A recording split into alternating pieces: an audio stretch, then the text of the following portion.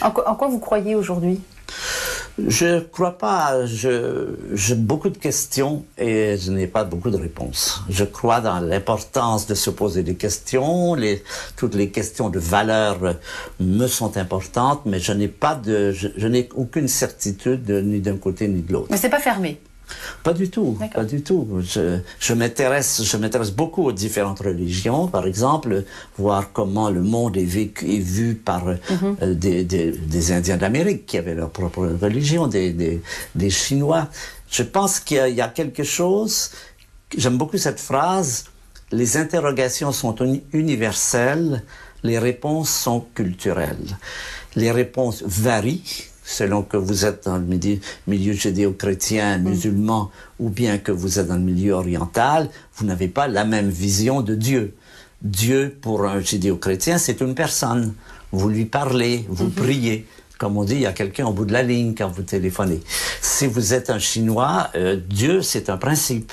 C'est le Tao, c'est pas une personne. C'est pas quelqu'un que vous priez, en principe. C'est pas quelqu'un à qui vous demandez des grâces. C'est un principe organisateur. C'est l'image que Einstein défendait lui-même. C'est ce qu'on appelle maintenant le Dieu d'Einstein. Une sorte de grand principe organisateur, mais ce n'est pas personnalisé. Il y a une réalité qui nous dépasse, tout ce qu'on nomme sous le nom de transcendance ou ce que vous voulez, et qui, je pense, est beaucoup trop, bien au-delà de ce que nous sommes en mesure de comprendre. C'est quelque chose qui nous échappera toujours. Souvent, je fais la comparaison, c'est comme essayer d'enseigner la géométrie à votre chat, par exemple. Vous savez très bien que vous ne pourrez pas enseigner la géométrie à votre chat parce qu'il n'est pas en mesure de comprendre la géométrie d'Euclide. J'ai comme cette impression, et j'ai l'impression que cette multiplicité des facettes de ce qui revient des différentes cultures pour ce qui est le sens de la vie, l'au-delà de la mort, tout ça, j'ai l'impression que tout ça, ça reflète cette universalité des questions, mais cette incapacité pour notre esprit d'aller, de comprendre. Qui dit je voudrais voir Dieu. Et on lui dit, non, vous ne pourriez pas supporter de le voir. Et à ce moment-là, il voit un homme, un personnage, mais qui sort de la pièce, mais on ne lui voit que l'arrière de la tête. Et pour moi, c'est l'image de cette arrière de la tête, c'est ce qu'on peut atteindre, différents aspects, mais que la figure elle-même... Souvent, j'aime beaucoup la philosophie de Spinoza. Il y a un petit peu de cela dans Spinoza, cette idée de quelque chose qui est au-delà de nos capacités de comprendre. Pour moi, j'ai cette affinité avec le monde végétal que je sens quand je suis seul dans la nature. Je peux aussi y aller avec des amis, mais c'est plus pareil. Parce que si vous êtes avec des amis, vous parlez. Donc, vous n'êtes pas tout à fait à l'intérieur de vous-même. Communion avec la nature. C'est ça. Et c'est pas la même communion puisque vous n'êtes pas interpellé. Voilà. Les arbres ne vous interpellent pas.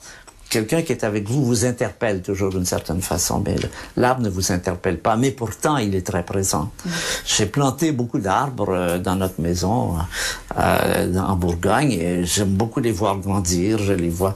J'ai planté des cèdres du Liban qui ont maintenant près de 20 mètres de haut et pour moi c'est toujours un plaisir d'aller les voir, d'aller faire voir un peu comment ils sont arrivés à leur puberté, comment on a vu apparaître les cônes mâles, les cônes femelles, etc. On a tendance à vous dresser une statue de votre vivant. Si vous deviez faire votre propre autocritique, qu'est-ce que vous diriez, vous? Ma propre autocritique... Bon, là, il y a des choses de moi que je n'aime pas. J'essaie de vivre avec, mais c'est des choses... J'ai été beaucoup élevé dans la compétition. Et ça, j'essaie de vous débarrasser de ça. De me libérer de cette compétition. D'essayer de me réjouir du bonheur des autres, alors que j'aurais tendance à me réjouir de leur malheur, si on met les choses très franchement.